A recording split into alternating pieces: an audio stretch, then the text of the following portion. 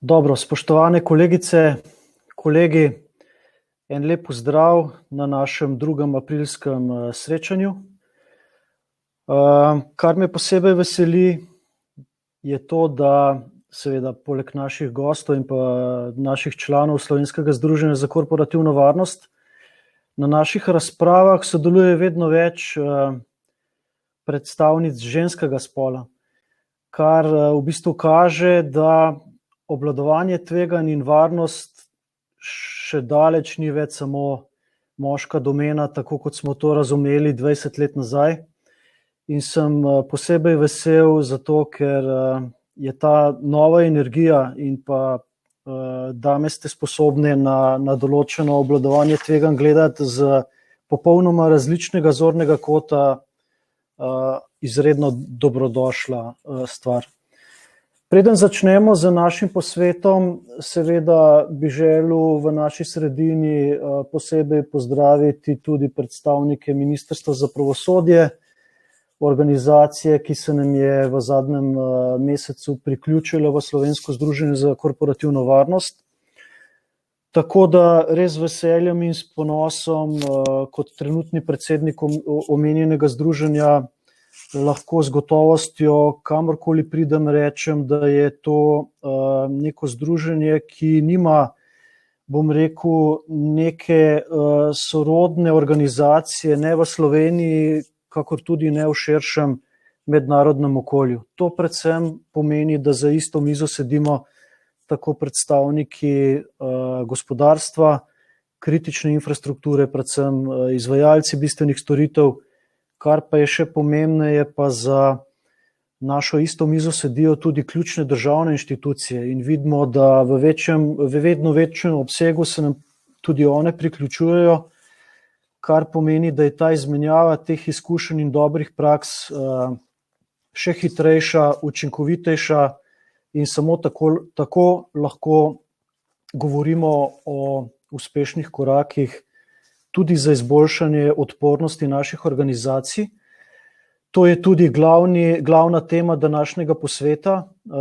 Seveda, naš glavni namen je predvsem to, da z različnih zornih kotov odpremo to pomembno tematiko, da si izmenjamo različne poglede, različne izkušnje in seveda, da iz takih srečanj, ki seveda jih bomo vodili tudi v prihodnje, in nekako se bodo peljali v ciljni dogodek dneve korporativne varnosti, kjer bodo med drugim tudi naši gostje še v podrobnost predstavili v bistvu te svoje dobre prakse, nove tehnološke rešitve in pa predvsem neke izkušnje, ki bodo vsem nam lahko pomagale, da bomo jutri boljši.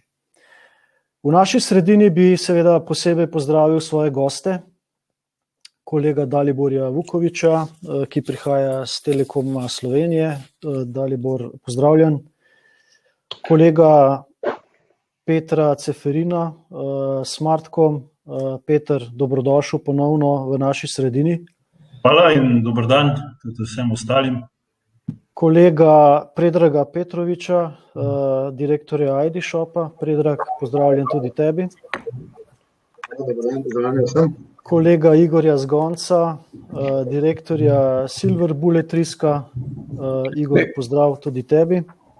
Hvala in lep pozdrav tudi vam vsem. Magistra Gašperja Cotmana, predstavnika Huawei Slovenija. Gašper, lep pozdrav tudi v Huawei. Hvala enako, lep pozdrav vsem skupaj. In pa seveda kolega Tomaža Preglja, vodjo informatike v podjetju Zarja Elektronika. Tomaž, lep pozdrav tudi tebi. Hvala lepa, pozdrav tudi vsem ostalim. Zdaj pa bi mogoče kar začeli z razpravo, katero smo si kot ciljno težišče postavili za današnji dogodek. Seveda vsi pričakujemo, da boste tudi ostali udeleženci, poslušalci tega današnjega dogodka aktivno sodelovali v samem dogodku. V levem kotu imate rubriko za pogovore oziroma tako imenovani chat. Prosil bi kakršnokoli vprašanje, mnenje, mogoče kakšno dobro prakso, lahko izpostavite tudi skozi ta kanal. Potrudili se bomo, da bomo z našimi gosti odgovorili tudi na ta vaša vprašanja, tako kot je kolega Bojan iz UKC Ljubljana nas pozdravil. Bojan, tudi tebi dober dan, predvidevam, in seveda vas prosim tudi ostale, da lahko uporabite ta kanal za postavljanje vprašanj našim gostom ali pa na splošno posredovanje nekega svojega mnenja. Zdaj naj bo toliko dovolj za uvod, zdaj pa mogoče jaz predlagam, da gremo kar z vsebino naprej. Seveda neprekinjenost organizacije je glavna stvar in glavni cilj predvsem ljudi, ki se ukvarjajo z obvladovanjem tveganj. Seveda doseči to stanje je pa lažje reči kot v praksi izvesti. Vidimo, da nas dinamično varnostno okolje vsak dan preseneča z nekimi novimi izzivi, da absolutno ne govorimo pa v obdobju, v katerem se še vedno trenutno nahajamo in ga verjetno leto pa pol nazaj nobeden v svojih analizah ni postavljal med, bom rekel, prvih 5 tveganj. In vsak tak dogodek lahko na neki generalni ravni ali pa čisto individualni ravni v organizaciji pomeni neko resno motnjo za neprekinjenost delovanja. Da so naše organizacije lahko sposobne neprekinjenega delovanja, seveda jih moramo pripraviti in izboljšati njihovo odpornost. In o tem se bomo danes pogovarjali. Z različnih zornih kotov bomo poskušali odpreti te vidike in izzive in pa seveda tudi neke dobre prakse, ki bi nam lahko pomagale to odpornost naših organizacij dvigati na višji nivo. Zdaj začel bi, Igor, seveda z vsemi kolegi se že dolga leta poznam, tako da bom z njimi na ti, naj mi oprostijo tako, bom rekel, naši udeleženci, z gosti pa absolutno bomo lažje tako in tudi bolj produktivno tako komunicirali. Igor, s tabo bi začel, glede na to, da si res strokovnjak in se ukvarja z procesom obvladovanja tveganj, bi predvsem tebe želel za nek tak uvod, iztočnico tudi za ostale vprašati. Kadar govorimo o ustreznem zagotavljanju odpornosti organizacij, moramo vedno prvo začeti pri ocenjevanju tveganj. Se pravi, pri ocenjevanju nekega stanja, da sploh vemo, kje smo in kaj moramo še narediti, da pridemo na višji nivo. Kje po tvojem mnenju, bom rekel, delamo v organizacijah tiste glavne napake pri analizi tega začetnega stanja? Ja, dobro vprašanje. Zdaj, najprej ne pojasnim, ker govorimo o organizacijah, govorimo tako gospodarskih kot negospodarskih, tako da ne mi vsi prostijo, če rečem podjetje, firma, organizacija, velja za podobno zadevo, ker ne predstavlja bistvene razlike. Ja, osnovne napake. Mislim, prva je sigurno, da moramo biti enotni, da je tveganje pač je neka možnost, da nastopi nek negativni odmik od teh doseženih ciljev, od tistih, ki smo jih pravzaprav načrtovali. Se pravi, neka verjetno škode, izgube, poškodbe, karkoli, kar bi lahko upočasnili ali pa onemogočili pač doseganje nekih ciljev organizacijskih. In zato rabimo 2 pogoja. Se pravi, da je 2 kriterija, če želite. Se pravi, prisotnost neke negotovosti in pa seveda, se pravi, nek negotov izid in seveda izpostavljenost tem potencialnim negativnim finančnim učinkom. Ja? Se pravi, nekaj, kar bo vplivalo na organizacijo in na njene zagotavljanje teh njenih ciljev. Se pravi,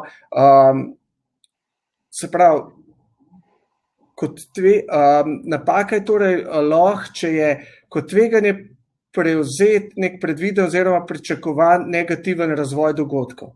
Se pravi, če mi že vemo vnaprej, da bo nekaj šlo narobe, to ni tveganje. Ne vem, če pričakujemo nek upad prodaje določenega produkta, to ni v bistvu tveganje. Ne? Če pa obstaja neka verjetnost, da prodaja nepričakovane odpade, ker je bilo, ne vem, v našem produktu po zadnji analizi ugotovljen, da je neka stvar rakotvorna, ne? In zaradi tega seveda podjetje ne doseže planiranih ciljev, takrat pa govorimo o tveganju. Se pravi, eno je, da imamo nek neznan izid in drugo je, da je neko trenutno stanje ali pa težava, ali pa izzivi podjetja pravzaprav niso tveganje. Ne. Se pravi, vsi imamo neke omejitve, težave ali pa karkoli, ki onemogoča normalen del poslovanja. Ne. In če rečemo, ne vem, ja, imamo zahtevne razmere na trgu, to še ni tveganje. Ne. Tveganje bi bilo bolj, ne vem, neuspel vstop na nov trg. Ne. Se pravi, to sta ene dve take tipične napake, ki jih mi redno srečujemo, ne, glede na to, da je bilo to vprašanje. Posta pa še mogoče dve bolj splošni zadevi. Ne. Matrika z barvami oziroma zgolj opisno in ne nekako finančno vrednotenje, saj teh ključnih tveganj, ki jih imamo, ali pa dejstvo, da nismo zajeli vseh tveganj, se pravi, govorimo o strateških, finančnih, operativnih, kadrovskih, okoljskih, informacijskih, tako da imamo zajeta vsa ta tveganja. Tega je kar veliko dejansko, no? Ampak to so take stvari, ki jih pogosto vidimo kot neke napake, ali pa neke, dajmo reči, ne napake, bolj izzivi, ki jih organizacije morajo dati čez za to, da pravzaprav lahko rečemo, da imajo vzpostavljen nek soliden sistem upravljanja tveganj. Kada ne pomote, tveganja so del poslovanja že od vsega začetka, brez tveganj ni posla. Ampak zato, da pa ti rečeš, da nekako naredimo dobro analizo stanja, siguren poiščemo stanje obstoječo, ki vsaj mi pogledamo obstoječe stanje, ki je, in to so ene take tipične zadeve, ki jih opazimo. Mogoče tudi to, da vidimo, da je neka linearna matrika 3x3 in imajo ocenjen pač neko verjetnost malo nizko visoko, pa škoda malo nizko visoka, in da je to linearna matrika, se pravi neotežena, ali pa da imajo, rečemo, tveganja zelo pogosto v kvadrantu z visoko stopnjo, se pravi, da je velika škoda in velika verjetnost, da bo tega prišlo. Stici na ljubo, če imamo mi ta tveganja, potem nas ni več. Ne? Se pravi, s temi tveganji se enostavno ne moramo ukvarjati, ker če ni, ne sme jih biti, dajva tako reči. To so take tipične stvari, ki jih ugotavljamo že sam pri analizi stanja. No? Ja, Igor, hvala lepa. To se mi zdi izredno pomembno. No. To razumevanje, kajti ko govorimo o tveganjih, mi najbolj všeč, kadar izpostavljaš ravno to, no, da zaradi, bom rekel, različnih področjih teh tveganj ponavadi v tem skupnem imenovalcu se ne razumemo, ne, in potem v bistvu so tveganja na različnih področjih različno ovrednotena. Ne, in če se prav spomnim, je ravno ta finančni del tisti, ki ga pa največkrat kot skupni imenovalec vsi razumemo, ne, tako v gospodarstvu, kot tudi v javni upravi. No. Tako da na te točke bomo sigurno še nadaljevali razpravo. Hvala lepa za ta uvodni del.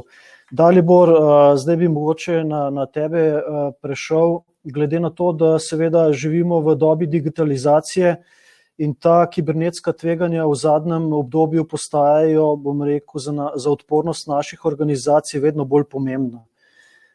Res pa je, da na drugi strani v organizacijah vedno težje ali pa nekje sploh ne zagotavljamo teh specifičnih v bistvu znanj, ki bi sploh lahko nekako parirala ali pa se zoperstavljala tem pomembnim tveganjem, da bi lahko to odpornost organizacije dvigali na višji nivo. Kje vidiš ti v prihodnosti to dinamiko sprememb, predvsem pri zagotavljanju te strokovne pomoči organizacijam, ki jo lahko za to učinkovito obvladovanje nudijo tudi, bom rekel, neki segmenti, ki niso del naše osnovne organizacije, ampak mogoče tako kot Telekom Slovenija v enem delu pomagate tudi drugim organizacijam kibernetsko varnost dvigovati na višji nivo. Denis, zdravo, pozdravljen, lepa hvala za vabilo. Tudi pozdrav kolegom sogovornikom, predvsem pa slušateljem in pa hkrati upanje, da se čim prej vidimo v živo in ne prek ekranov. Takole. Ja, res je, kibernetska tveganja so iz dneva v dan bolj pomembna. Mi se včeraj pa danes ukvarjamo z eno večjo direktorsko prevaro, ki je nastala v enem slovenskem podjetju. Pripravljamo analize z namenom poslati to naprej, da bi poskušali vsaj del tega za zdaj izgubljenega denarja nekako zadržati. Tisto, kar želim reči, je, da najbrž niti ni potrebno razlagati veliki večini slušateljev, da so ti časi, ko so bili hekerji samotari že zdavnaj mimo. Izmislijo v to, da ne bi postali žrtev ali pa da je malo možnosti, je v bistvu zelo rizično. Namreč dan današnji se hekerji vežejo v hekerske skupine, v kriminalne združbe, za njimi je cel kup super računalnikov, vse skupaj povezano v kvalitetno omrežje in podprto z umetno inteligenco. Tako da danes se ne vršijo napadi na način, da lahko predvidimo ali pa pričakujemo nek hujši kibernetski napad. Danes se znotraj skripte spremeni nek algoritem oziroma nek bit in doživimo zero day napad, da se ga niti ne zavedamo. Na drugi strani pa večinoma informatik, bi rekel človek za vse ali pa neke vrste splošni zdravnik, ki pokriva kompletno vso medicino in se zelo težko bori proti pulmologu, če se pogovarjamo o pljučnih boleznih. Kaj hočem reči? Seveda mi veliko družb že pokrivamo, delamo z našim operativnim centrom kibernetske varnosti na njihovi zaščiti, ampak tisto, kar opažam, in kar se mi zdi, da bo v prihodnosti tudi na naši strani potrebno narediti, je zagotovo poleg te umetne inteligence in avtomatizacije, katero že obvladujemo. Jaz mislim, da bo glavni fokus na predikciji napadov, torej threat intelligence, ker enostavno, če ne bomo preventivno delovali in pa seveda redno izobraževali uporabnike, bomo imeli velike težave. Mogoče v stavku dveh, mi smo prejšnji teden sodelovali na eni NATO vaji, ki je bila izredno kvalitetno pripravljena, izvedena virtualno. Estonci s pomočjo Američanov so pripravili 5000 virtualnih sistemov. V 48 urah smo doživeli 4000 kibernetskih napadov na električno omrežje, na elektrarne, na čiščenje pitne vode, na satelitske komunikacije, na mobilna omrežja in tako naprej. In ko to v živo vidiš, rečeš, a je to sploh še možno. Skratka, mogoče ob kaki priliki narediti nek filmček, da si lahko recimo pod navednicami tudi normalno ljudstvo ogleda, kaj vse je že možno narediti in kako je kibernetski napad ali pa kibernetsko tveganje lahko visoko kategorizirano. Ja, hvala lepa, da si nas v bistvu popeljal tudi v ta kibernetski del. Absolutno v naslednjem mesecu bomo probali se uskladiti tudi z kolegi, da nam podrobneje predstavijo to NATO vajo in mogoče te zaključke, ki bodo sigurno zanimivi. Seveda bomo tudi tebe poprosili, da boš, bom rekel, v enem delu tukaj sodeloval. Zdaj pa mogoče, če na te točki nadaljujemo, Peter, k tebi. Prej smo omenili to digitalizacijo, ki ni to neka, bom rekel, prihodnost, ampak je to v bistvu že trda sedanjost. In v naših organizacijah predvsem uvajanje teh novih tehnoloških rešitev prinaša tudi vedno tesnejšo povezovanje IT in OT okolij. Kakšne izzive lahko v bistvu tukaj pričakujemo, glede na to, da si res strokovnjak za to področje, če lahko izpostaviš te glavne izzive, na katere moramo paziti pri teh korakih, bom rekel, sinergije ali pa združevanja teh informacijskih okolij. Ja, hvala lepa Denis za besedo in seveda lepo pozdravljeni tudi poslušalci. Tole je tema, ki pravzaprav je kar že nekako pereča nekaj časa. Jaz recimo ali pa pri nas v podjetju se s tem ukvarjamo tudi kar lepo število let in nekako rečemo, da pojasnimo mogoče za tiste, ki teh izrazov ne poznajo toliko, kaj pomeni IT, kaj pomeni OT. IT je to, kar danes nekako poznamo to je kratica za informacijsko tehnologijo. Skratka, vse, kar imamo mi od elektronskega in komunikacijskega, rečemo, sistemov v naših poslovnih omrežjih.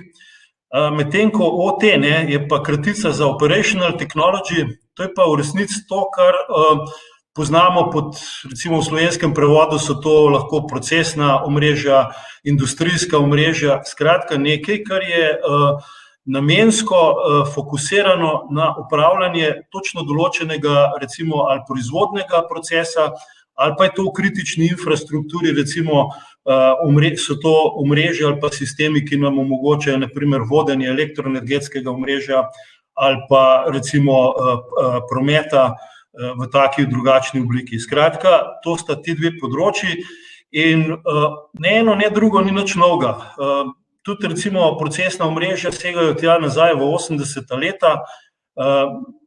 Point tukaj je ta, da so bili ti sistemi med seboj dolgo časa popolnoma ločeni, fizično ločeni in ni prihajalo do nekih interakcij. Zdaj za to recimo avtomatizacijo, informatizacijo, digitalizacijo, industrija 4.0 ali kakorkoli ćemo to imenovati, se je začelo dogajati to, da se ti dve področji začeli nekako stikati in če dalje bolj prikrivati. Recimo v perspektivi bo to neka skupna platforma, ne bo več niti nekih hudih ločnic, zaradi tega, ker tudi v procesna omrežja dobivamo nekako recimo tehnologije, ki so danes v IT-ju rečemo doma. Bojo pa ohranile seveda neko specifiko, naprimer vodenje nekih recimo strojev, se izvaja čist po posebnih protokolih, ki jih recimo v poslovnih sistemih ne zasledimo. No in zdaj seveda, pridemo do teh ključnih vprašanj ali pa izzivov, ki jih bo treba reševati. Jaz se bom v nadaljevanju bolj osredotočil na kibernetsko varnost, ki je eden od treh recimo velikih vprašanj tukaj.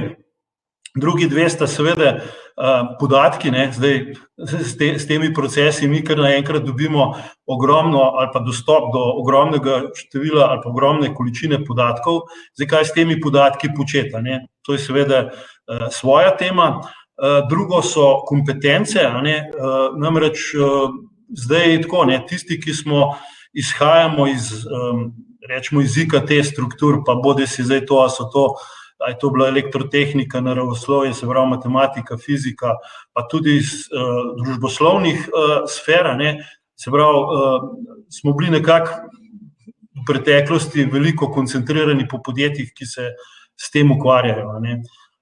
Zdaj, praktično vsako podjetje, ne glede na njegovo primarno dejavnost, bo potrebovalo čedalje več teh znanj, se pravi, moramo tudi te kompetence nekako znati reševati. No, zdaj, če se omejim na samo kibernetsko varnost, je pa tako, da seveda to zlivanje, ki je pač neminovno zaradi preomenjenih vzrokov, se pravi, prihaja do nekih novih, povečati treba učinkovitost, pojavljajo se novi produkti, novi poslovni modeli, potem težnja je po večji profitabilnosti, zdaj, če govorimo za podjetja, ki so recimo v konkurenčnem okolju. Potem imamo pa na drugi strani seveda infrastrukturo oziroma kritično infrastrukturo, tam je pa seveda na prvem mestu vedno visoka razpoložljivost in pa zanesljivost delovanja tistega sistema, nad katerim pač lebdi ali pa bdi tehnologija, recimo IKT. Zdaj, tukaj seveda, kje začeti te izzive reševati, ki so na tem delu, bi rekel, trije, taki, recimo v glavnini.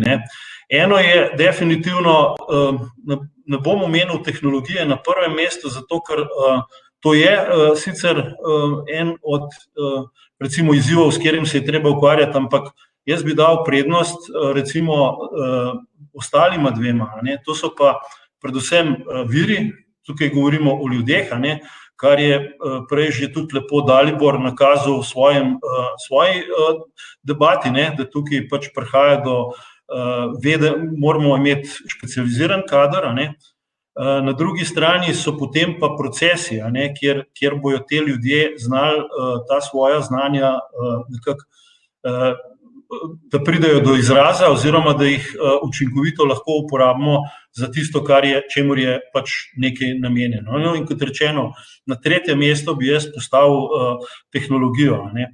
Jaz v tem hipu vidim kot največji, izziv prav človeški potencial. Ne. Moramo vedeti, da je na trgu pomanjkanje recimo specializiranega tehnološkega kadra, predvsem z področja kibernetske varnosti. Zato je tukaj seveda tudi potrebno dati en tak poudarek, da je treba spodbujati mlade ljudi, se pravi dekleta in fante, k študiju teh področij, ker dejstvo je, da tega kadra se bo v prihodnosti potrebovalo sam še več. Mi v praksi vidimo, recimo, kakšna je težava tukaj. Recimo pri nas v podjetju smo recimo tega problema se lotili tako, da rekrutiramo, kadriramo mladino, ki je recimo na faksu, pridejo k nam na prakso, ugotovimo, ali to z veseljem počnejo, a so iz tega testa in potem seveda jih zaposlimo pri nas in potem jih moraš vzgojiti. Na srečo imamo toliko strokovnega kadra, da lahko mentoriramo in potem v bistvu se rezultati pokažejo sicer čez par let šele, ker je le treba nekaj časa vložiti oziroma nekaj virov vložiti.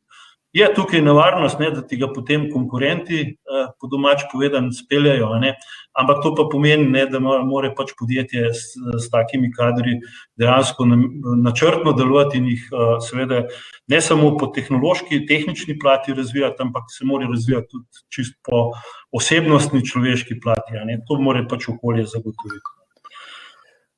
Tako, vprašam, pardon, Denis, si hotel kaj omeniti? Ne, sem mislil, da si končal, kar izvoli, če imaš še kakšno misel. Mogoče sam še stavek ali dva. To, kar opažamo na terenu, je, da pravzaprav se zavedanje vseh teh izzivih začne pri upravah, vodstvih, bordih podjetij. In mi imamo različne izkušnje, ponekod, recimo v kritični infrastrukturi, naprimer v elektrogospodarstvu, vidimo, da so, kar je izredno pohvalno, ljudje, ki so v vodstvih teh firm, seveda niso IKT strokovnjaki, ampak oni vejo, kakšno poslanstvo imajo in vejo, da se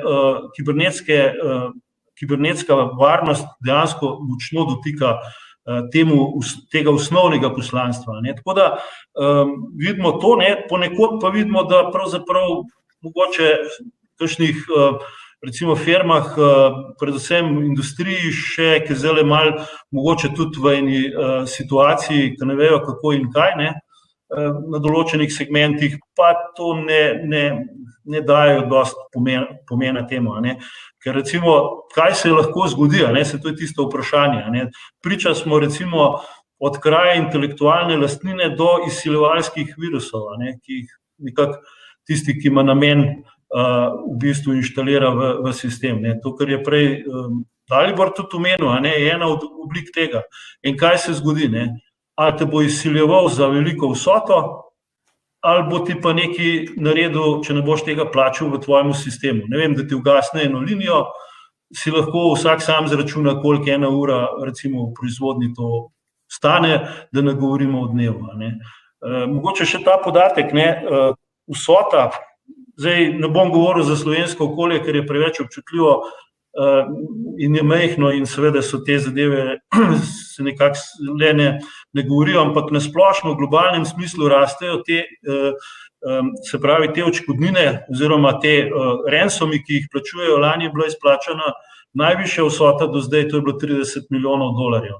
Leto prej 20 milijonov, kar pomeni, da je to postal v bistvu zelo donosen biznis, in spet se navezujem na Daliborja, lepo potrjuje to, kaj so vsi te, recimo, da rečem, konglomerati, hekerji od zadaj zmožni.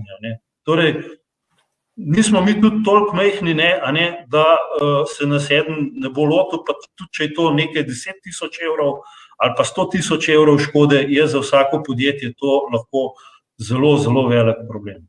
To sem imel.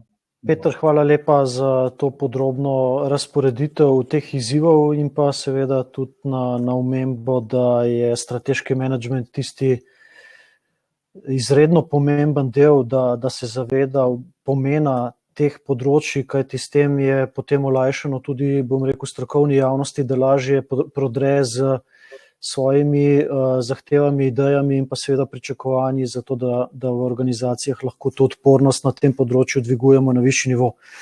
Veliko smo govorili o tehnologiji, tako da bi Gašper jaz s tem delom prišel v bistvu z vprašanjem do tebe.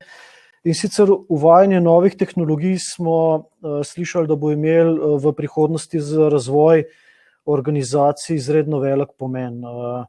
Seveda pomemben del tega procesa v sozvočju z tem uvajanjem tehnologij bo pa absolutno informacijska oziroma ožja kibernetska varnost, ki bo pomembna predvsem na tistih segmentih, ko govorimo o nekih kritičnih procesih. V preteklem letu in pa seveda se tudi v letošnjo leto potegnila glavna debata ali pa ena od pomembnih debat tudi uvajanje novih tehnologij na področju 5G. Kako v bistvu vi v Huawei oziroma ti vidiš, kje bodo tukaj glavni izzivi še v tej bližnji prihodnosti pri uvajanju 5G tehnologij? Hvala, Denis, za dobro vprašanje. Tudi lep pozdrav vsem kolegom, sogovorcem in pa seveda vsem poslušalcem. Zdaj, kolegi so že omenili par izzivov, ki v bistvu mogoče niso tako vezani čisto na novo tehnologijo, ampak so si kar skupni. No? Če pa bi mogel jaz izpostaviti res konkretne izzive, bi se mogoče sfokusiral na dva. Predvsem, kar se tiče uvajanja novih tehnologij. Ne? Prvi izziv kot tak, recimo standardizacija, drugi izziv pa celovito uvajanje tehnologij. Ne? Na tem mestu mislimo, oziroma jaz mislim, da je ključnega pomena, ko razpravljamo o kibernetski varnosti, da se vrnemo v njeno bistvo, to je tehnologija. Ne? In za to tehnologijo je zelo pomembno, da obstajajo neki določeni standardi in ti standardi morajo biti temeljiti, se pravi, morajo biti objektivni. In 5G kot neka tehnologija prihodnosti, ki prikazuje veliko potenciala, nam daje eno tako lepo priložnost, da se vsi, ki smo odgovorni za to, združimo, se pravi, da sodelujemo, najdemo nek dogovor, ustvarimo neko platformo, ki bo bolj varna, kot so ostale do zdaj. Zdaj mogoče 5G tehnologija kot taka je še vsem telekomunikacijsko omrežje. Se pravi, iz tega vidika ni nobena izjema, se pravi del nekega omrežja. In ravno zaradi tega tudi ona zahteva neko učinkovito sodelovanje vseh deležnikov, ki so vpleteni v to. To so, se pravi, od operaterjev, nas ponudnikov rešitev oziroma dobaviteljev, kot po drugi strani nekih regulatorjev trga, pa mogoče še koga drugega. In vsi skupaj moramo obravnavati neka tveganja, ki se pojavljajo v celotnem življenjskem ciklu tega omrežja. Ne? Se pravi, treba se je zavedati, da cikl, se pravi, ni statičen, ne? Ampak se dejansko konstantno razvija in zato je ta življenjski cikl pa celostno obravnava izjemno pomembna. In če smo konkretni, recimo, kakšnih posebnih varnostnih groženj pa izzivov, s katerimi se bodo 5G omrežja soočala, se pravi, so zelo podobna tistim, s katerimi smo se soočali že v preteklih, recimo 4G tehnologijah. Ne? Treba pa upoštevati, se pravi, da 5G omrežja pa prinašajo nove izzive, nove storitve, nove arhitekture pa tehnologije in zaradi tega, se pravi, moramo mi kot industrija zelo dobro razumeti te zahteve in iz tega naslova opredeliti neke določene varnostne standarde, pa se pravi tehnologije za obravnavo teh tveganj. In če se navežem na neke 4 ključne izboljšave varnostnih mehanizmov v primerjavi s preteklimi standardi. Pardon. Se pravi, novosti, ki jih prinaša 5. omrežje mobilnih komunikacij, prva kot taka je recimo enotno verovitev, česar recimo v primerjavi z mehanizmi specifičnimi za 4G omrežja še ni bilo. Ne?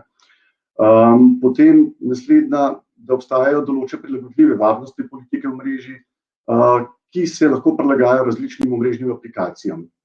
Tega tudi v preteklih generacijah še ni bilo. Ne? Potem je zagotovljena boljša zaščita zasebnosti uporabnikov s šifriranjem njihovih identifikacijskih številk, s tem se zagotovi višja raven kakovosti kot v prejšnjih generacijah. Pa mogoče uvedba dodatnega elementa arhitekture, ki omogoča filtriranje signalnih sporočil pa skrivanje topologije operaterjega omrežja pred zunanjim svetom. se pravi tudi v četrti generaciji te standardi še niso zahtevali.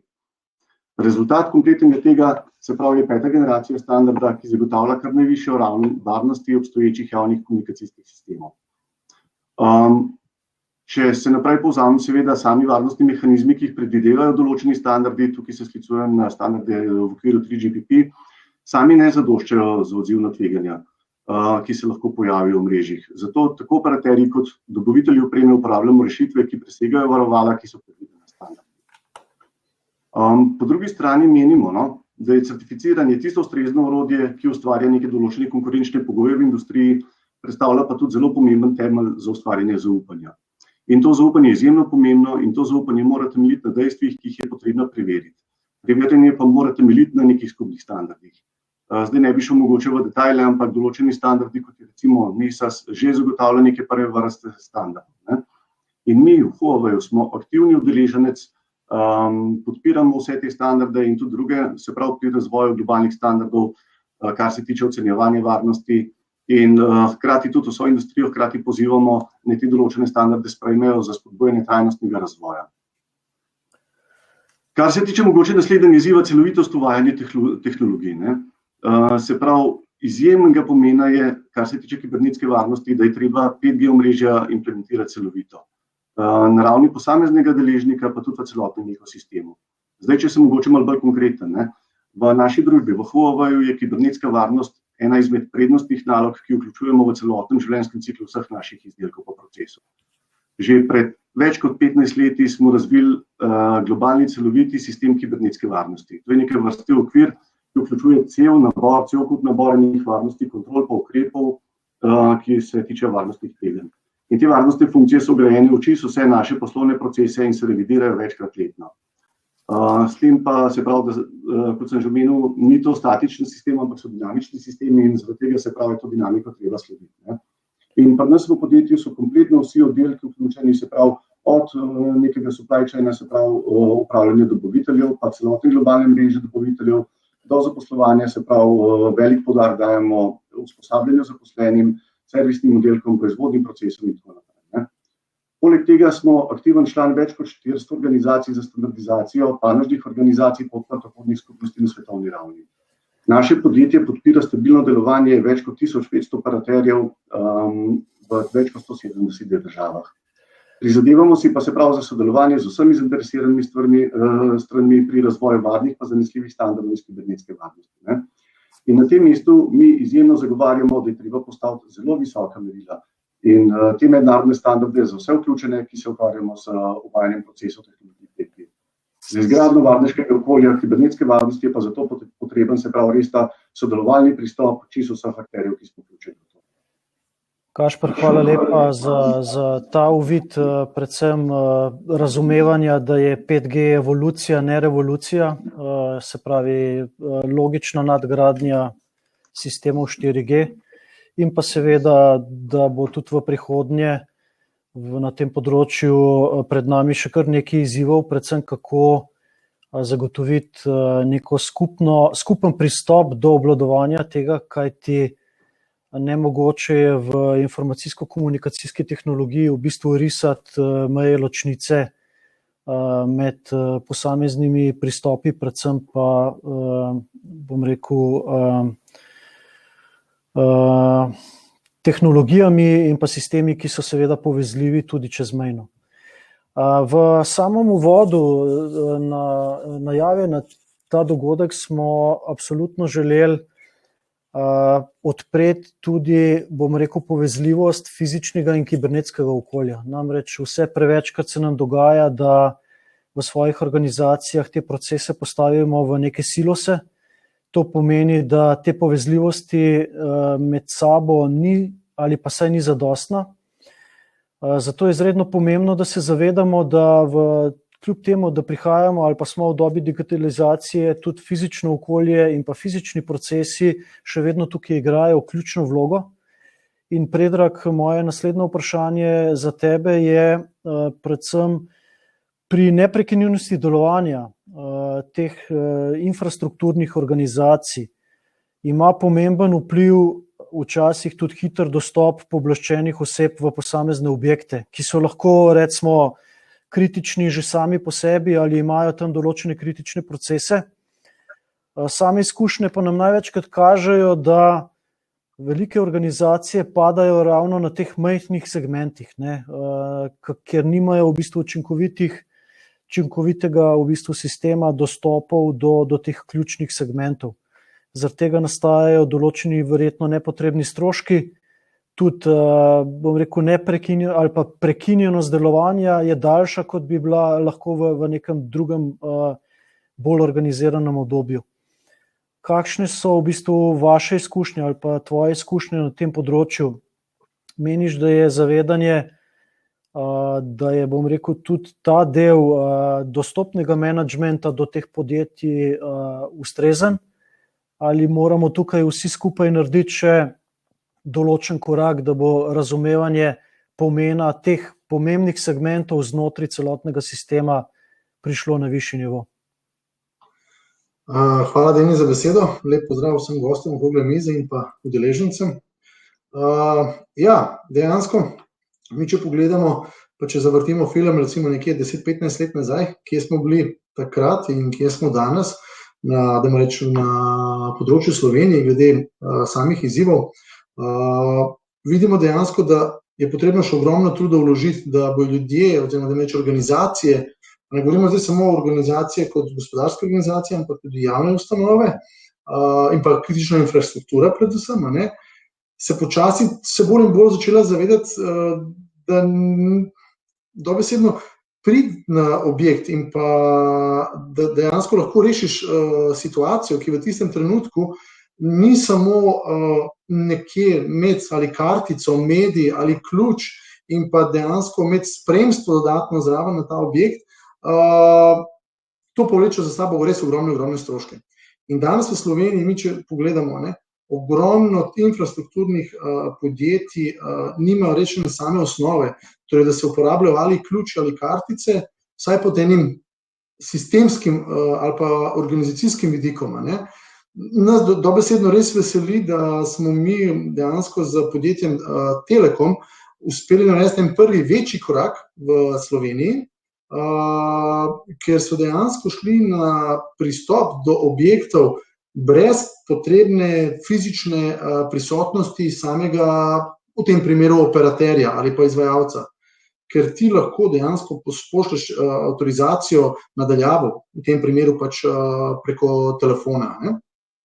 In največkrat, kar vidimo dejansko, da se nam dogaja na tržišču, je to, da zgodi se en incident.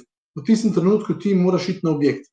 Kaj se zgodi? Ali kličeš podizvajalca, v tem primeru, ki mora biti s tabo prisoten, nekoga potrebuješ definitivno za strani Telekoma, ki bo šel v tem trenutku s tabo, da ti konkretno odpre vrata, ali je to kartica ali ključ, ni pomembno zdaj v tem trenutku, ampak dobesedno 2 osebi porabiš kilometrino, ki mora običajno gresti vsak s svojim avtomobilom, da pridete na dotično lokacijo. Pa je lahko to 50 km zraven ali pa 200 km v eno smer. In čas, ki ga ti porabiš, potem samo prenašanje teh ključev, kartic, dogajalo se je tudi že na ostalih projektih, da stranke hodijo brez kakršnega koli nadzora, misli, da ima ključe s sabo, pa pride na objekt, ampak jih dobesedno nima, ker se pač ali ključi izgubijo, ali jih je posodil nekomu. Dobesedno z našo rešitvijo, pač, ki jo mi dostakrat poudarjamo, pa res se izognete te dejansko nepotrebnim izgubljenju časa in pa ogromnim stroškom. Čisto druga je pa ta zadeva, če vi danes pokličete z objekta, pa rečete, potrebujem dostop v ta objekt, vam damo prenos takoj in vam dejansko ponudimo vstop v ta prostor.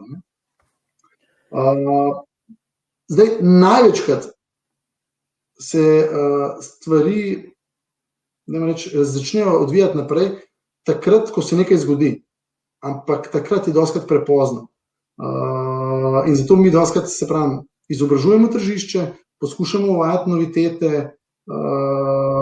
dostakrat tudi sodelujemo z proizvajalci teh novih izdelkov, ker jim dajemo naš feedback, kaj je največji problem na različnih, bom rekel, projektih. Lahko je to ena stvar, je kritična infrastruktura, kot je telekomunikacije, tukaj je še ogromno ostalih zadev, ne, kot so plinovodi, vodohrami, in tle mislim, da ta kritična infrastruktura ogromno zaostaja. Dočim telekomunikacije pa nekako vidim, da vodijo ta tempo in razvoj in tle smo mi res ponosni, da smo uspeli združiti moči z Telekomom.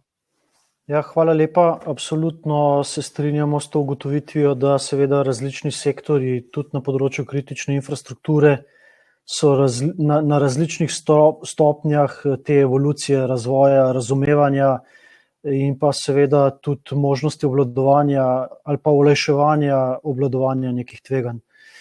Mogoče še drugi v bistvu pomemben segment, ki ga tudi velikokrat pozabljamo. Tomaž, k tebi oziroma k vam bom preskočil. Namreč kljub temu, da se vedno bolj, kot smo rekli, pomikamo v to informacijsko okolje, pa seveda požarna tveganja ostajajo še vedno en pomemben segment, na katerega velikokrat pozabljamo. En tak zelo odmeven primer smo imeli pred časom možno videti, zato ker smo pač uporabniki te aplikacije Partis, smo videli, da je zaradi samega požara v podatkovnem centru zgorela praktično celotna njihova serverska podpora, ne. Kako vi ocenjujete stanje te požarne varnosti v teh ključnih organizacijah, kot je kritična infrastruktura v Sloveniji, glede na to, da ste svojimi v bistvu dejavnostmi kar prisotni skoraj v vseh teh sektorjih? Dobar dan. Še enkrat vse pozdravljam za okroglo mizo in goste. Zdaj glede požarne varnosti na objektih, kjer se kritična infrastruktura, točno vemo, da je tam podatkov, se pravi vseh teh infrastruktura, ki je noter, je zelo draga kot investicija, še dražji so pa tisti podatki, ki pride do nekega dogodka.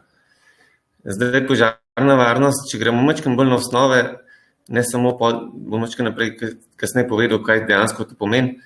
Požarna varnost, kdaj pride do požara, velikokrat je fizična oseba kriva. Zdaj, Predrag je že dal eno točko, že dostope je treba nekako omejiti do teh podatkovnih centrov, ker največkrat človek nekaj pozabi oziroma nekaj naredi, da pride do nekega požara. Za naprej, se pravi, dostope se da zavarovati z neko kontrolo pristopa, z neko protivalovnim sistemom. S tem se že znebimo možnega potencialnega neke napake, da bi lahko tudi nepovlaščena oseba prišla do nekega prostora, kjer se to dogaja. Je pa bistveno pri načrtovanju gasilnega sistema, ki ga mi izvajamo v našem podjetju, poleg požarnih sistemov, da ne govorimo samo o požarnem, da nekaj jav, ki takrat izgubljamo ključne minute v takih prostorih,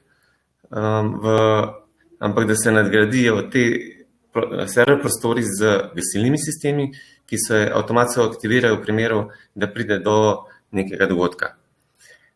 Bistveno pri načrtovanju tega je pa, da ne samo, da imamo gasilni sistem, ampak da imamo gasilni sistem, ki bo reagiral pravočasno. Kar govorimo, imamo sisteme javljalnike požara, ki jih poznamo vsi, jih imamo v podjetjih, da imamo boljše sisteme, neke aspiracijske javljalnike, ki 100-krat hitrejši javljajo, da se nekaj dogaja. Primer, recimo, ko vam v server prostoru imate napajalnike, vam tam en napajalnik, en del elektronike se pregreje, takrat se nekaj zasmudi in ta zadeva, to se da že v bistvu ugotoviti. In takrat se da preprečiti z avtomatskim gašenjem, da škode sploh ni.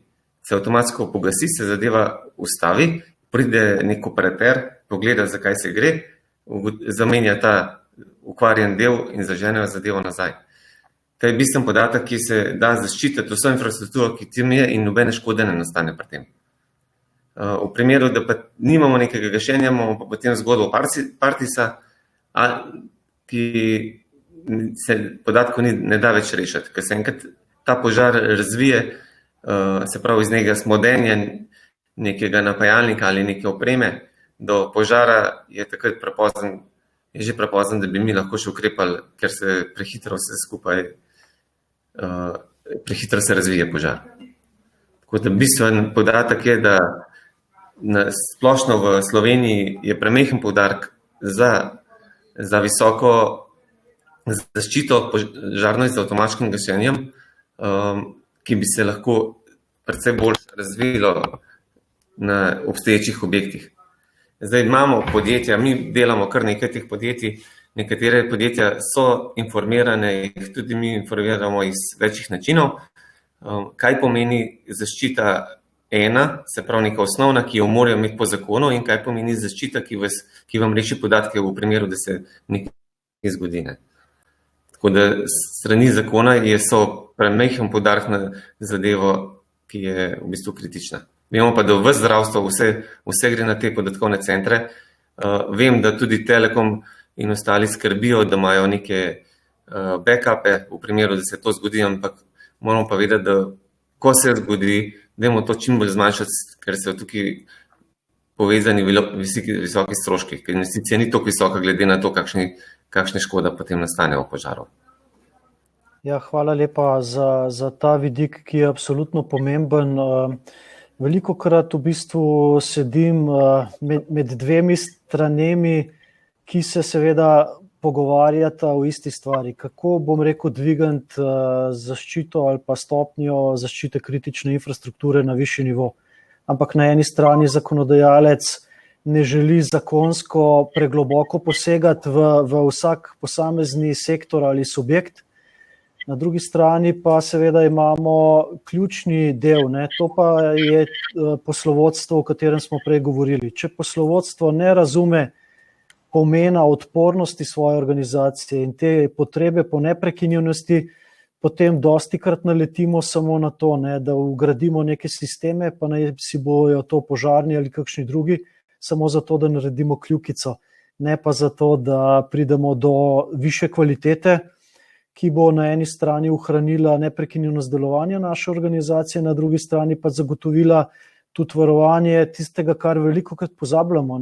To je pa varovanje človeških življenj, ki so seveda ključna, kadar govorimo o neki kritični infrastrukturi. Kajti, če nam pade recimo elektrika, telekomunikacije, je na to povezano v soodvisnosti še marsikaj drugega, kot pa, bom rekel, samo ta osnovni podsektor. Igor, seveda, da pridemo do tega še enkrat, se moramo vrniti na to obvladovanje in pa seveda analizo tveganj, upravljanje tveganj. Po tvojem mnenju, kako v bistvu zagotoviti v organizaciji, da bo imel ta proces neko domicilno mesto? To pomeni, da bo mogoče v navezavi s tistim, kar so že prej začela, da bodo prvič vsi segmenti organizacije v tem procesu nekako upoštevani, in pa drugič vemo, da Excelove tabele niso vse mogoče in da smo se verjetno od njih poslovili že kar kakšna leta nazaj. Kako, bom rekel, z nekimi novimi tehnološkimi pristopi pride do tega, da, bom rekel, lahko z neke platforme dobimo različne podatke v nekem realnem času in jih tudi različno oblikujemo. Če mogoče z tega zornega kota probaš pojasniti ta svoj vidik, mogoče kakšen korak naprej, ki je potreben v tem delu. Ja, hvala za vprašanje. Ja. Najprej bi rekel, da je verjetno najpomembnejši v bistvu razlog, zakaj sploh imamo proces upravljanja tveganj. Zakaj to sploh počnemo? Zakaj kdorkoli uporablja neke resurse za to?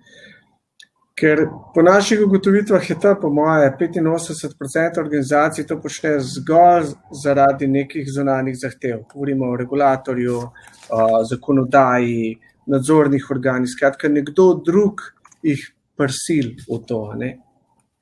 Mi pa zagovarjamo, da upravljanje tveganja je v bistvu namenjeno učinkovitemu vodenju in sprejemanju nekih poslovnih odločitev na vseh nivojih organizacije.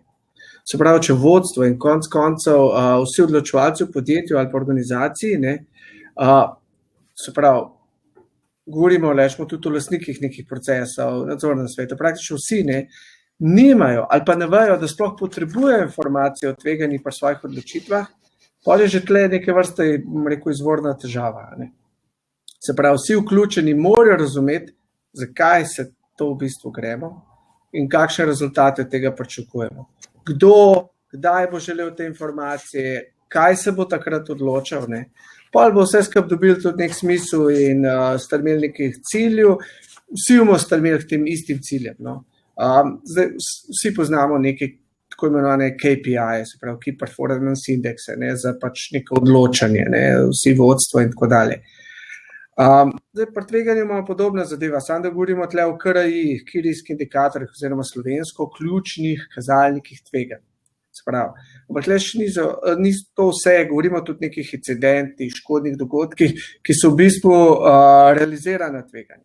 Se pravi, če imamo mi vse te informacije, mi vsi se odločamo na podlagi nekih znanj, izkušenj, ki jih imamo in na podlagi dobrih informacij. In danes odločanje na katerem koli nivoju, na podlagi občutka, dajmo tako reči, je slabo. Ne mora biti nikoli, lahko so neke odločitve sigurno na podlagi občutka dobre, samo to je, kot da gremo igrati tam ruleto in pravzaprav po domače pač kockamo z vsem skupini. Mi želimo imeti dobre informacije, vsi se bomo lažje odločili, če bomo imeli dobre informacije in vsak se mora pač tudi najdeti v tem kolegiju, ne? v tem kolesju. Spostaviti moramo pa nek kolegij ali pa odbor za tveganja. Mi zelo zagovarjamo to, zato ker tudi na tak način, če bomo vzpostavili ta nek, rečemo, odbor za tveganja, bojo prišli do veljave, bojo vključeni vsi ostali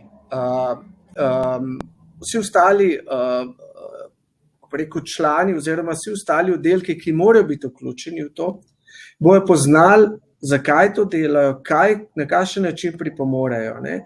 In tudi ta, rečemo, tako imenovano delovno mesto upravljalca tveganj, ki ga tako redko vidimo, ne? Je eden ključnih ljudi, ki bi mogel biti, za moje pojme, tudi član uprave. Zakaj? On mora poznati vse procese, poznati mora vse zaposlene, se pravi, ne glede na nivoji, poznati mora strateške in operativne plane, cilje, ki jih ima organizacija.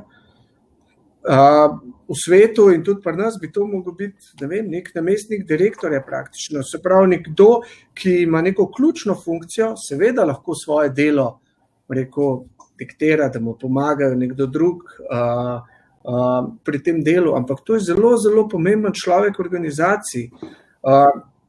In mi jim doskrat, ali pa jaz jim rečem, so to kronski princi, se pravi, kdo je boljši naslednji direktor podjetja, ker nekdo, ki vse pozna in ki ve, kako proces sicer dobro dela in vsi gledajo, ko je nekaj fino, on v bistvu ve, kje so težave. Gleda v drugo smer, vidi, kje so potencialne težave in se že naprej na njih pripravi. In da je ta sistem lahko proaktiven, se pravi, ne da je samo čakamo, kdaj se nam bo nekaj zgodilo, pa zdaj preštevamo, koliko smo imeli od tega, a smo imeli zavarovanja, nismo imeli. Ampak če ti želiš vzpostaviti sistem, ki bo že vnaprej, tako kot so kolegi rekli, proaktivno zaznal potencialne težave, ampak težave vedno niso v IT-ju. Mi vemo, da IT imamo predvsej, vsaj po mojem mnenju, proti ostalim stvarem, predvsej na visokem nivoju, kjer je sistem avtomatski, človeški faktor je daleč največji vpliv v organizaciji, ampak govorim v samem IT-ju, je to še najbolj poskrbljeno od vseh ostalih sistemov. Ima človek najmanjši, bom rekel, vpliv, koliko lahko on sam posega v to zadevo not, ker se vse vidi, vse beleži, vse zazna. In zato jaz pravim, da tako, kot si Denis tudi omenil, če govorimo o Excelih tako dalje, je zadeva postane prepočasna. Enostavno mi rabimo podatke za jutri imeti, kako moramo jutri se odločiti, ne pa kako smo se par let nazaj odločili, ko so bile vse stvari drugačne, prihajajo nove tehnologije, prihajajo spremembe, nove regulacije, milijon sprememb, ki nas vsak dan čaka in mi moramo biti pripravljeni že na njih, pa sploh ne vemo, kakšne bojo prišle. Zato mi zagovarjamo digitalizacijo samega sistema, procesa upravljanja tveganj. Zato zagovarjamo to, da je treba biti proaktiven tle, da moraš vključiti vse sisteme, vse oddelke in maksimalno angažirati, ker če ti želiš biti pripravljen na jutri, moraš danes, pa včeraj delati, pa danes fajn delati na tem, da boš jutri pripravljen. Tako da na nek tak način res verjamemo, da je treba vse te stvari, informatiko, digitalizacijo in vse ostale povezati z vsemi oddelki in vključiti maksimalno število ljudi v ta sistem, da lahko ti to na nek način pravzaprav zagotoviš in da bomo vsi mi pripravljeni na ta jutr, ki nas čaka, ker ne vemo, ali bomo nov val, ali bo nova ekonomska kriza, ali bo nekaj bo, vse kar vemo, da nekaj bo, sam ne vemo še točno, kaj bo, pa koliko hudo bo. Ja, Igor, hvala lepa.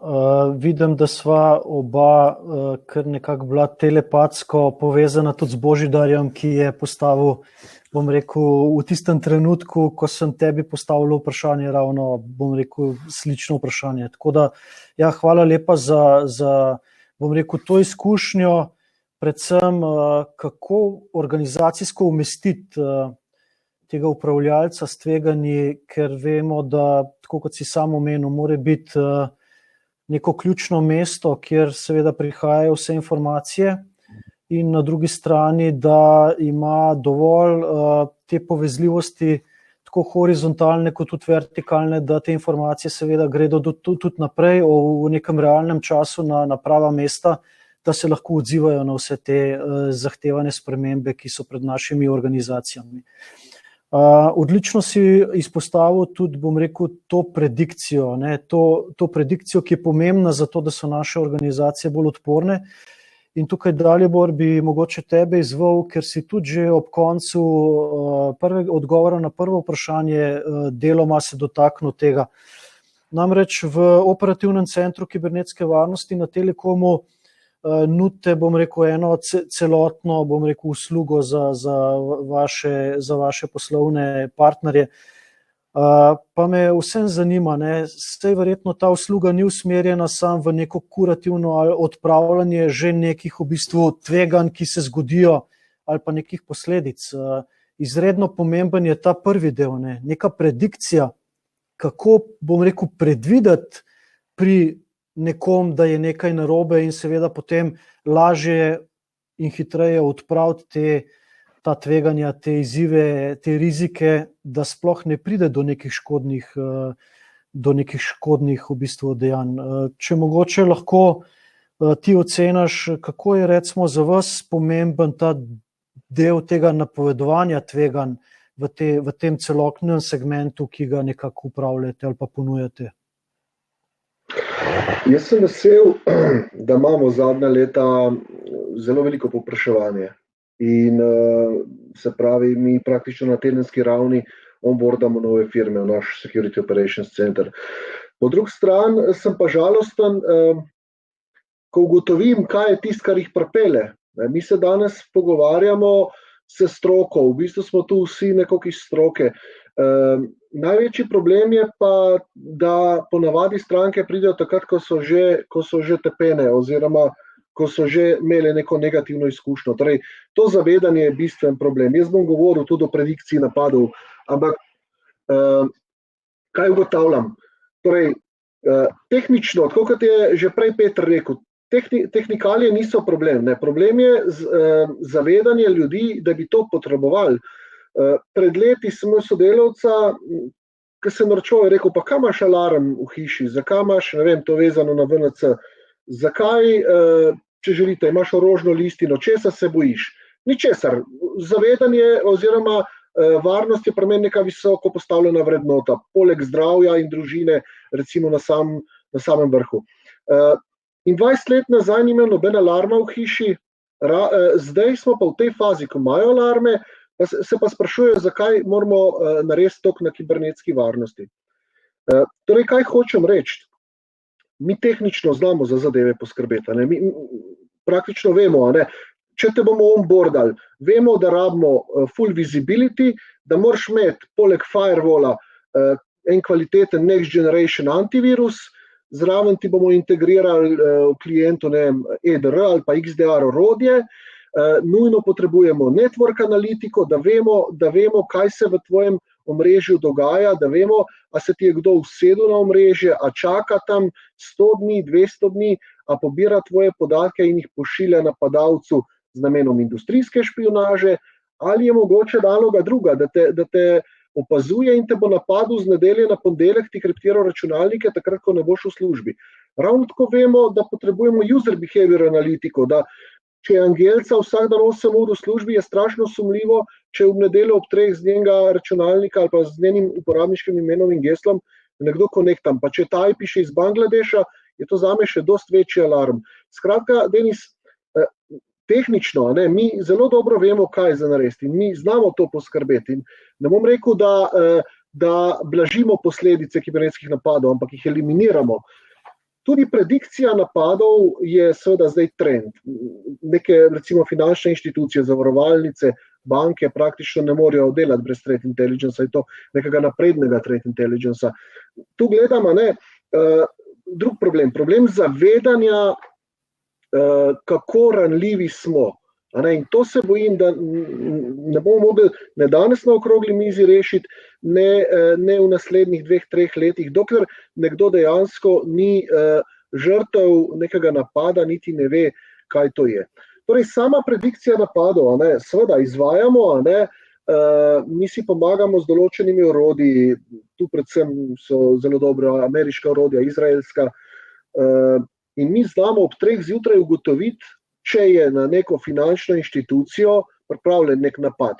Če bo nek ruski heker na Darknetu obesil podatek, da za določeno število bitcoinov prodaja uporabniško ime in geslo nekega top menedžerja te družbe, ga bomo mi z našimi sistemi odkrili in bomo ob 3 zjutraj alarmirali družbo. Bomo rekli, menjaj geslo ali pa ukini account.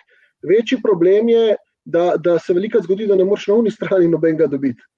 Da dejansko, ne glede na to, da zadeve postavijo, se nekako ne zavedajo resnosti situacije, do česa lahko pride. Tako da mi se preventivno usmerjamo seveda v predvidevanje kibernetskih napadov in pa predvsem zadnje čase v izobraževanje kadra. Meni, kar reče naš prodajnik Dalibor, a boš šel na sestanek ali pa pogovoriti se z vodjo IT-ja tega in tega podjetja, kaj lahko naredi na cyber security-ju in poskušajmo razložiti, prepričati človeka, da to rabijo. Nima smisla, da prepričujem IT strokovnjaka, ker on se že zaveda, v čem je problem. Problem je, da premalokrat pridemo do tistih drugih znotraj menedžmenta, do financarjev, do te, ki imajo možnost tudi finančno participirati. V tej situaciji pa, zdaj smo delali nekaj na zdravstvu. Zdaj se zdravstvo ukvarja s COVID-19 ukrepi. Oni si težko privoščijo zdaj zaščito v kibernetsko varnost. In to ne pomaga potem ne predvidevanje napadov, ne nobena tehnična sredstva, če ne moreš osebe spraviti do tega nivoja, da bi ona sama prepoznala, da bi vzgojila v sebi to zavedanje, da je ranljiva in da potrebuje neko rešitev. Tako da preventivno delo, tu smo zelo aktivni in pa predvsem izobraževanje. Torej, če ste žrtev direktorske prevare ali pa če ste žrtev kriptovirusa, se moramo o tem pogovarjati. Ne enkrat na 5 let, ampak enkrat na pol leta. Pripraviti nek klon strežnik, postaviti klon spletne strani, narediti phishing napad, ugotoviti procentualno, jaz ugotavljam, nekje 10% ljudi je zagotovo ranljivih. Če bomo izvedli varnostni pregled na podjetju s 1000 uslužbenci, jih bo sigurno 100 dalo svoje uporabniško ime pa geslo na nek klon Office 365 strani. Skratka, ko bomo prišli do tega zavedanja, da je security, da je varnost en najpomembnejših členov v družbi in, tako kot je rekel Igor, spravili osebe, ki bodo na top managementu lahko vplivali na to, takrat mislim, da bomo dosti bližje cilju, kot smo zdaj. Pa da vas nisem preveč zamoril, ampak Dalibor, kaj mislim. Hvala lepa Zato, ker si odprl ravno zelo pomembno v bistvu temo, s katero bom izval zdaj Petra naprej. Peter, tebe bi prosil, če lahko mogoče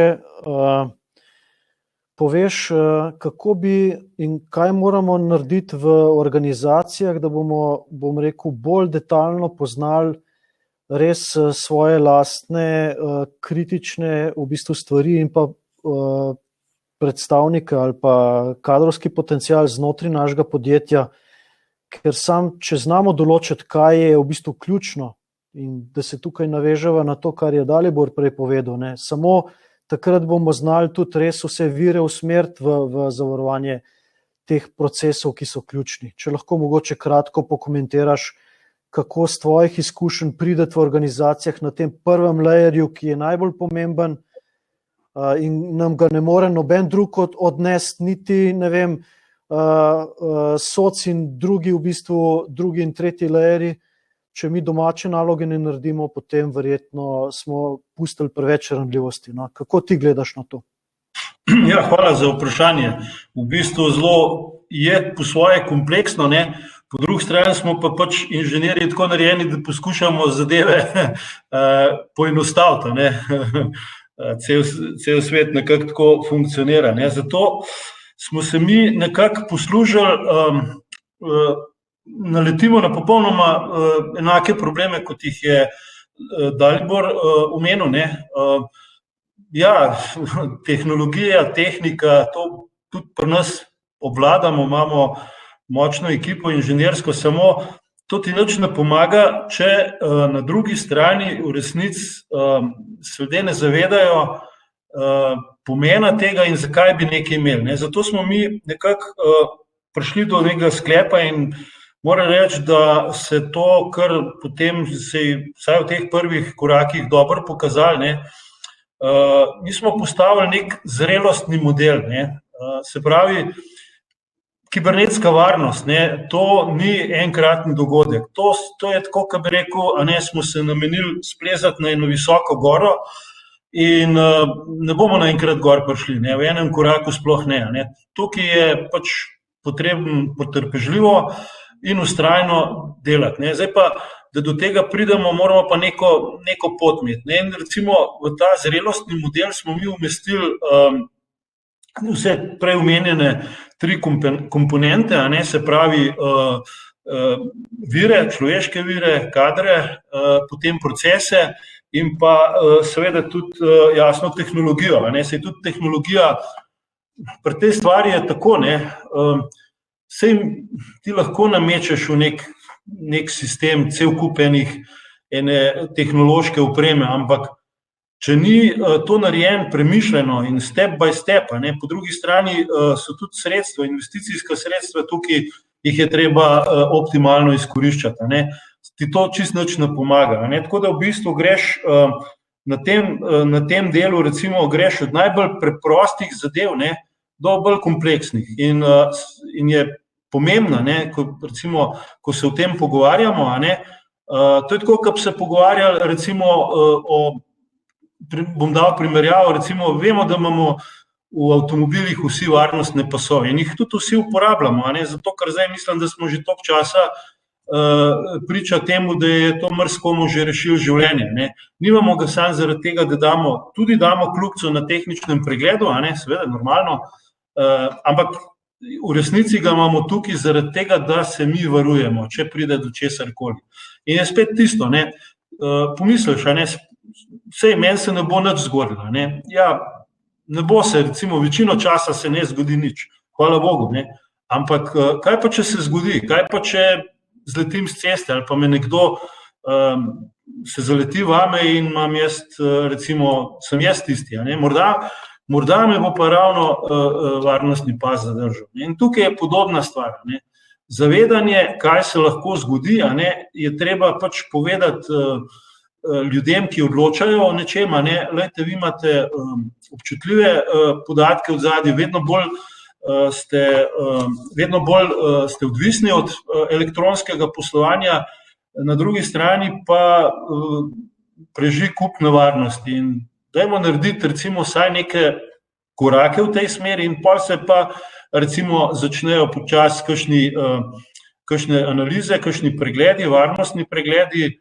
Recimo ena taka zelo učinkovita zadeva, ki tangira in je zelo priljubljena, so tako imenovani phishing testi, ali pa USB dropping testi, se pravi, zelo nazorno pride do izraza. Pustimo ključek USB nekje tako na enem mestu, kjer se ljudje zbirajo, še vedno je bilo tako, da ga je nekdo pobral in vtaknil v računalnik. Zdaj, to je test, to je preverjanje, da vidimo. Iz tega se da narediti potem seveda ozaveščanje. Ključna zadeva je potem, da se širok spekter zaposlenih recimo v neki organizaciji osvešča o tem, kaj se lahko v takih in podobnih primerih zgodi. Ker če bi bil ta USB ključek okužen z neko, rečemo, čudno zadevo, ta stvar pride recimo v informacijsko okolje in potem smo tam, kjer smo. Še hujše, bog ne daj, pa recimo v kakšno procesno omrežje. In potem imamo nekoga lahko noter, ki nam pač ali nas bo izseljeval, ali nam bo pa celo kaj izklopil, ali pa škodo počel, odvisno od njegovega motiva. Tako da, recimo, če mogoče sam za zadnji stavek, mi smo nekako se oprli na ta zrelostni model in na podlagi zrelostnega modela lahko tudi plastično nekako prikažemo nasprotni strani, recimo, v katero smer iti, kako to narediti, kako več nivojsko se v to gibati, tudi kaj narediti z kadri, kako jih ali seveda izobraževati, ali pa seveda se zanesti na zunanje zaupanja vredna podjetja, varnostno-operativne centre, ki imajo zadost podobnega kadra in tako dalje.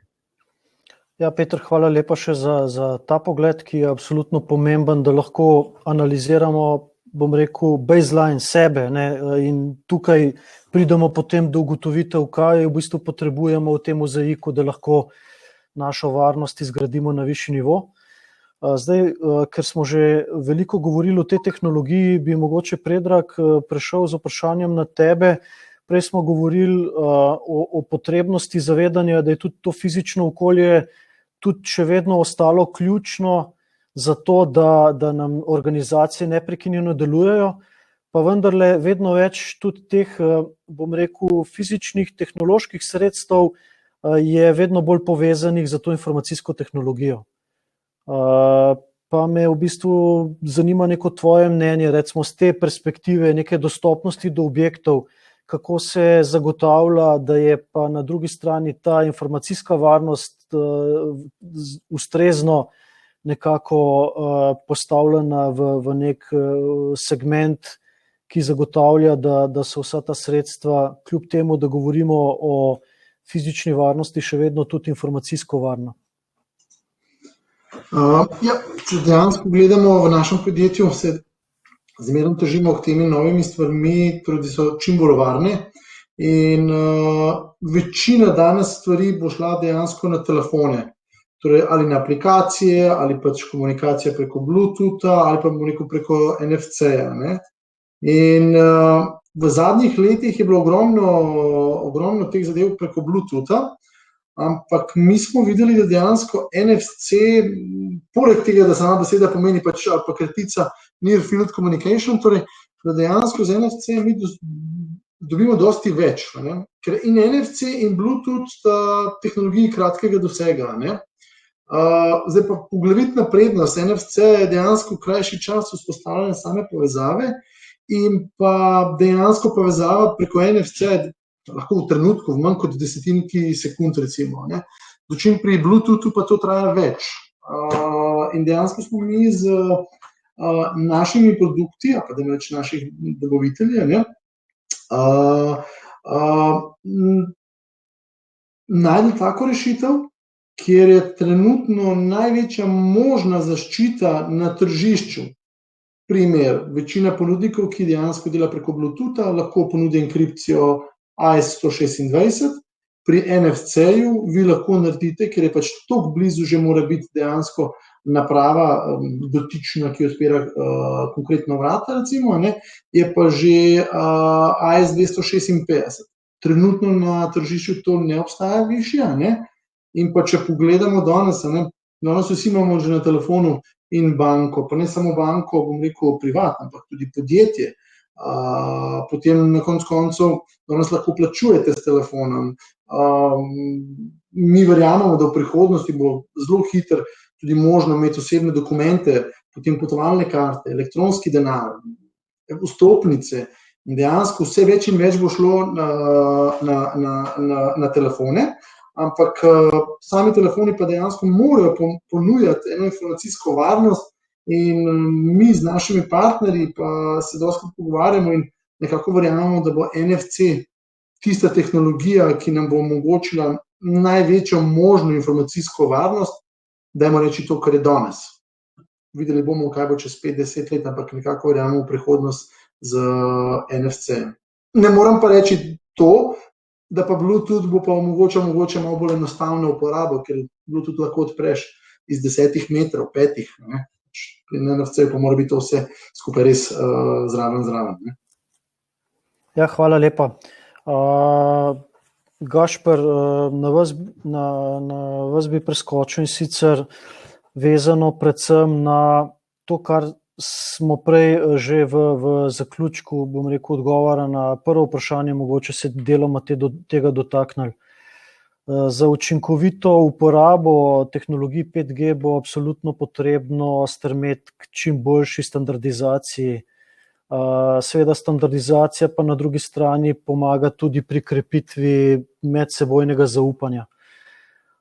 Mogoče kratko, kje so, bom rekel, tisti koraki, ki jih lahko še naredimo, zato da bo to zaupanje, bom rekel, se izgradilo še na višji nivo, kajti vemo, če bomo želeli tehnologijo 5G v celoti uvajati tudi v kritično infrastrukturne objekte, potem bo nujno potrebno to zaupanje zgraditi na res visoko raven. Mogoče res kratko, če pojasniš, kako, bom rekel, gledate na to stvar.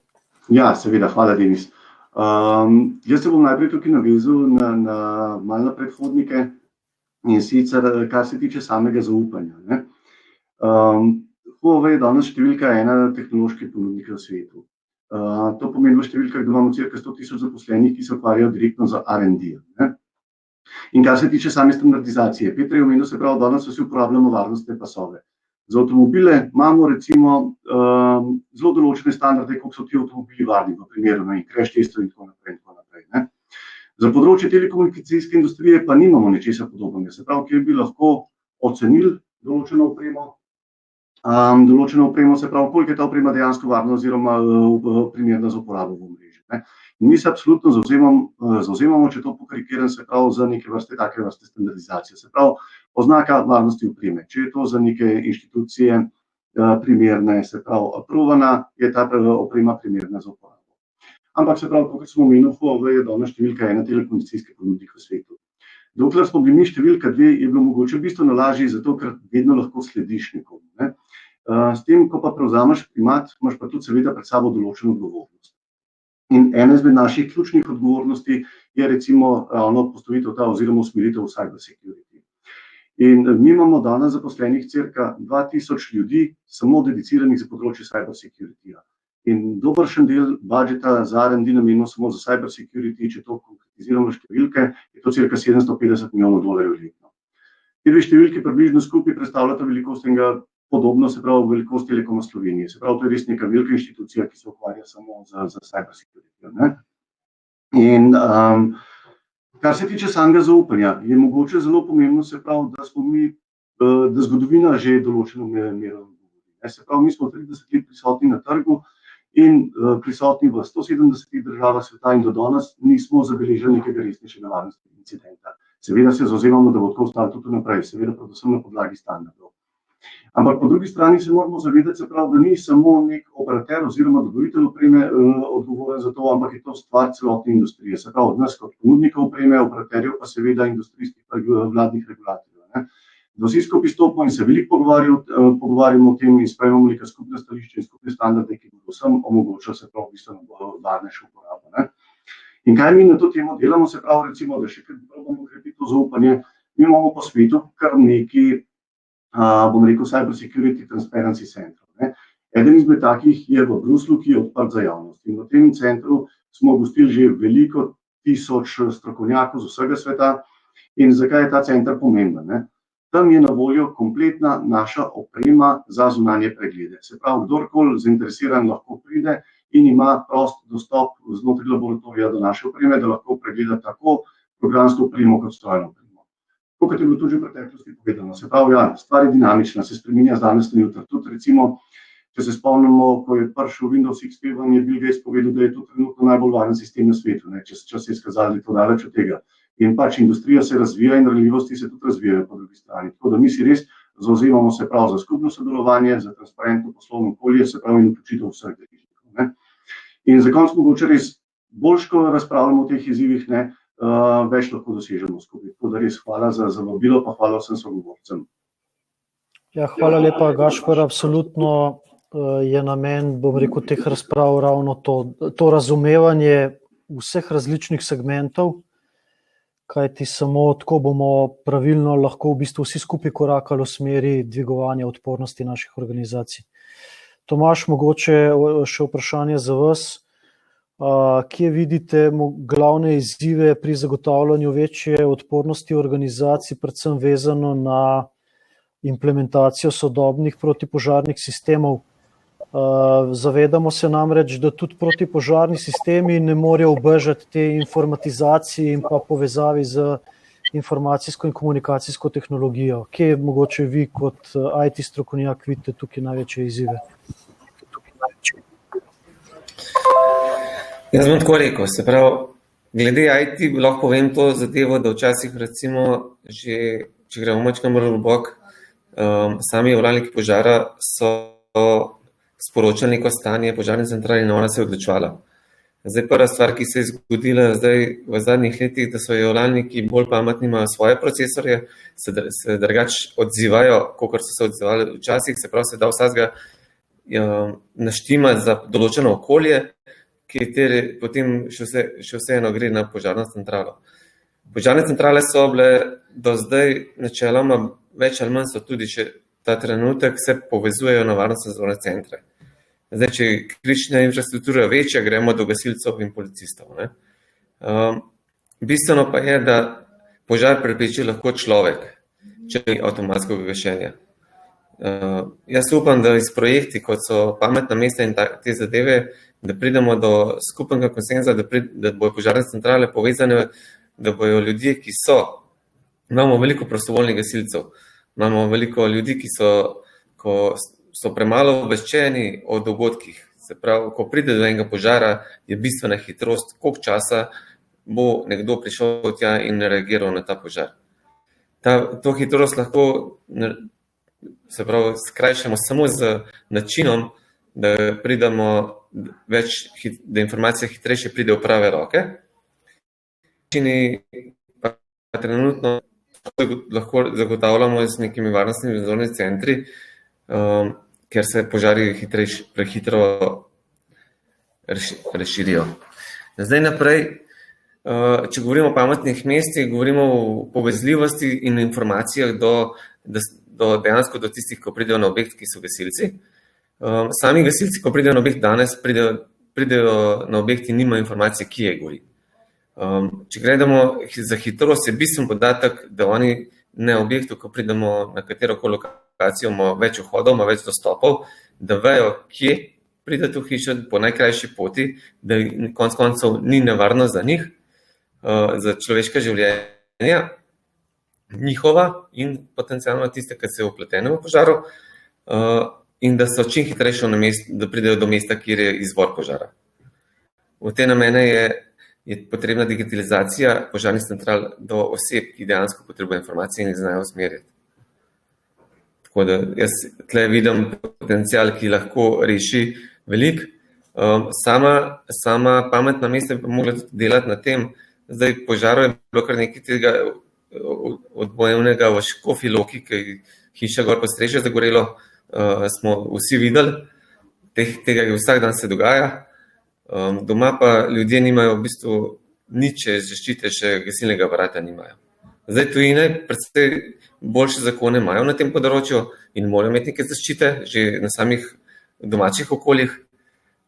In bistveno je tle, da ko ljudi ni prisotnih oziroma ljudje so prisotni, da zaščitimo ne samo sebe in ampak tudi ostale, ki so, se pravi, objekti, ki niso sosedni, ki so lahko industrija, lahko so pa tudi samo neko sosedne in s tem rešujemo človeška življenja, brez neke zaščite, da bi nekdo mogel sporočiti. Se pravi, potrebuje zaščito, ki bo avtomatsko delovala. Ta osveščanje samo z ljudi, ker so tle finance v zadju, bi mogli vsekakor se dogajati v gradnji. Se pravi, neke zakone bi mogli spremeniti, da bi se to začeli dogajati in bi bili hitrejši odzivni in na požare in tudi v ta razvoj, v to digitalizacijo bi hitrejši. Bil več potencijala, bi bil in na strani gasilcev in na strani teh investitorjev, ki želijo. Ker danes imajo nekateri želje take in drugače, ampak se vedno ostavi, potem je treba upremiti vse. Od gasilcev do objekta, do končne stranke. Ker lokalne rešitve mi imamo, ki jih delamo, ampak to so samo objekti, ki so večje kritične infrastrukture, ki imajo gasilce na samem mestu. Tam imamo digitalizacijo hitro in jim v bistvu prilike nesreče in potencijalne škode. To bi mogli spraviti. Ja. Tomaž, hvala lepa še za, bom rekel, ta uvid. Ja, sem z vami, ne baš. Mečkam je prekinjal, ja. Jaz se bom zahvalil vsem svojim gostom oziroma našim gostom, da si jih ne bom sam lastil. Robert iz Ministrstva za pravosodje je postavil še eno zelo kompleksno vprašanje, tako da če mi gostje dovolijo, glede na to, da sem predsednik Slovenskega združenja za korporativno varnost in najbolj nekako imam uvid v to področje, da na hitro odgovorim, ker smo že s časom minuto čez konec. Absolutno je stanje na področju korporativne varnosti in predvsem menedžerjev korporativne varnosti se močno izboljšalo v zadnjih 10 letih, seveda je pa še daleč od tega, da bi bili z njem lahko v celoti zadovoljni. Predvsem seveda so pa pomembna ta znanja, ki jih mora menedžment korporativne varnosti nekako združiti. To pa je ravno v tem, kar smo danes govorili, sinergija fizičnih in v bistvu kibernetskih znanj, kajti samo ta širok pogled razumevanja vseh teh področij lahko zagotovi, da bo ta funkcija ustrezno umeščena v podjetje in da bo, bom rekel, tudi imela tisto domicilno mesto, o katerem smo danes govorili, tudi vezano na upravljalca s tveganji. Namreč korporativna varnost je eden izmed ključnih delov, ki pomaga tudi pri upravljanju s temi tveganji in ne nazadnje v vsakem resnem podjetju ta služba predstavlja desno roko strokovnega ali pa strateškega menedžmenta, ki zagotavlja upravljanje in pa realizacijo obvladovanja teh tveganj. Absolutno pa je to tematika, ki kar kliče po eni okrogli mizi v prihodnosti in se jo bomo tudi posebej dotaknili. Še enkrat bi se za konec zahvalil našim gostom. Hvala lepa, da ste vsak iz svojega področja odprli zelo zanimive in aktualne poglede, ki so nam sigurno pripomogli, da lažje razumemo to celovitost slike, ki je potrebna, kadar govorimo v odpornosti naše organizacije. S temi razpravami bomo še nadaljevali tudi v prihodnje, tako da takoj prvomajsko srečanje, ki ga bomo imeli po prvomajskih praznikih, mislim, da 6. maja bo nadaljevanje te razprave, kjer bomo seveda podobno tematiko probali nagovoriti spet z različnimi strokovnjaki, ki nam bodo še razširili ta diapazon vseh teh pogledov, ki so potrebni za to, da to zgodbo odpornosti naših organizacij razumemo bolj kvalitetno in pa seveda z vsemi izzivi, ki jih to prinaša. Kličem vam dober dan tudi na dnevih korporativne varnosti, ki bodo letos 25. in 26. maja, kjer bomo o vseh teh temah in pa tudi strokovnjaki, s katerimi se bomo pogovarjali in smo se pogovarjali, bomo še globje in bolj poglobljeno odprli te tematike na dnevih korporativne varnosti. Kar pa seveda me posebej veseli, da bomo pa odprli razpravo tudi s strateškim menedžmentom. Namreč gostili bomo ponovno strateške menedžerje največjih in najpomembnejših slovenskih organizacij in pomembno je, da od njih slišimo, kaj oni pričakujejo od nas. Pomembno pa je na drugi strani, da jim znamo mi tudi zelo eksaktno povedati, kaj mi pričakujemo od njih, kajti samo tako lahko jutri zagotovimo, da bo odpornost naših organizacij na višjem nivoju. Naj bo toliko za danes. Vsem kličem en lep nasvidenje. Vreme je še sončno, tako da izkoristite današnje popoldne in pa seveda ohranite misel na to tematiko, kajti ta tematika nas bo srečevala v vsem naslednjem obdobju in veselim se že naših naslednjih razgovorov na to temo. Mojim gostom, našim gostom pa še enkrat hvala lepa za udeležbo in lep pozdrav, nasvidenje. Hvala lepa. Hvala. Hvala, nasvidenje.